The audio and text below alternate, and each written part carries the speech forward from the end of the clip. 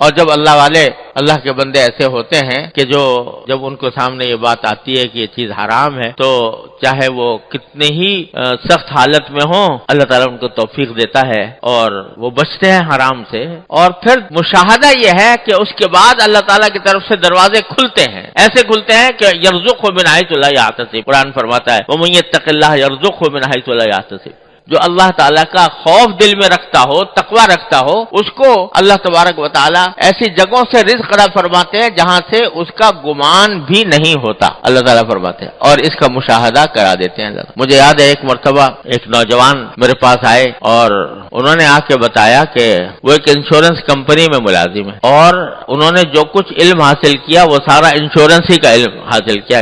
وہ ایک ایکچوری کا علم کہلاتا ہے. اس وقت اس زمانے میں اکا دکا ہی ملک میں کوئی ہوا کرتے تھے ایسے، تو شاید وہ پہلے ہی آدمی تھے جنہوں نے ایکچوری کا علم حاصل کیا تھا اور اس کی بنا پر انشورنس کمپنی میں ایک بڑی زبردست تنخواہ ان کو کے اوپر ملازم تھے. تو میرے پاس آئے تو آ کے پوچھنے لگے کہ مجھے تو پتہ نہیں تھا، مجھے بعض علماء نے بتایا کہ انشورنس کا جو کاروبار ہو رہا ہے یہ حرام ہے، تو میں آپ سے مسئلہ پوچھنے آیا ہوں حرام ہے کہ حلال ہے؟ اور میں ملازم ہوں، وہاں پر ملازمت کر رہا ہوں، میری ملازمت حلال ہے کہ نہیں ہے؟ تو میں نے ان سے مسئلہ تو بتا دیا. میں نے کہا بھائی حلال حرام تو ہے، یہ حلال تو ہے نہیں، ملازمت بھی جائز نہیں آپ. لیکن بزرگوں نے یہ کہا ہے کہ اگر کوئی شخص کسی حرام آمدنی میں مبتلا ہو اور اس کا کوئی اور ذریعہ روزگار نہ ہو تو اس کو چاہیے کہ دوسرا کوئی ذریعہ حلال تلاش کرے اور جب تک حلال نہ ملے اس وقت تک استغفار کرتا رہے اور اس کو جاری رکھے، استغفار بھی کرتا رہے اللہ تعالیٰ سے، اور جو ہی دوسرے کوئی حلال ذریعہ مل جائے تو اس کو چھوڑ دے. تو آپ کے لیے گنجائش یہ ہے کہ آپ اس طرح دوسرا روزگار تلاش کریں جیسے ایک بے روزگار آدمی تلاش کرتا ہے،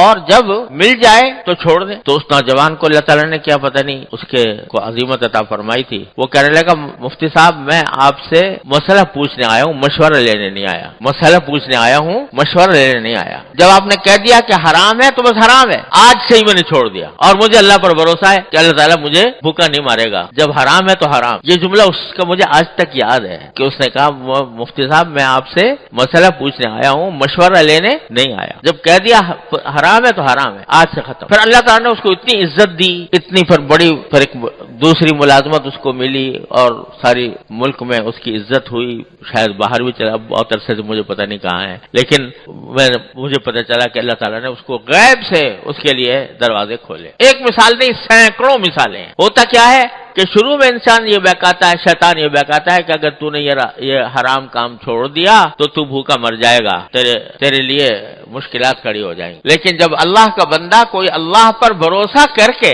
چھوڑتا ہے تو اللہ تبارک و تعالیٰ اس کے دروازے کھولتے ہیں.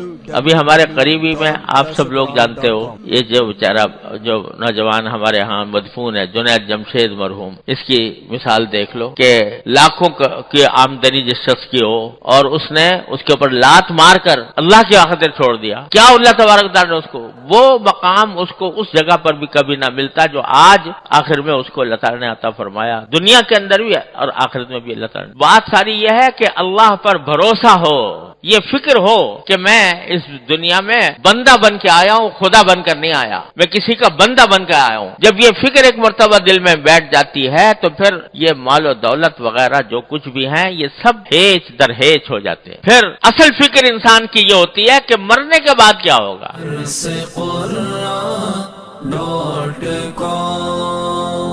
www.darsequran.com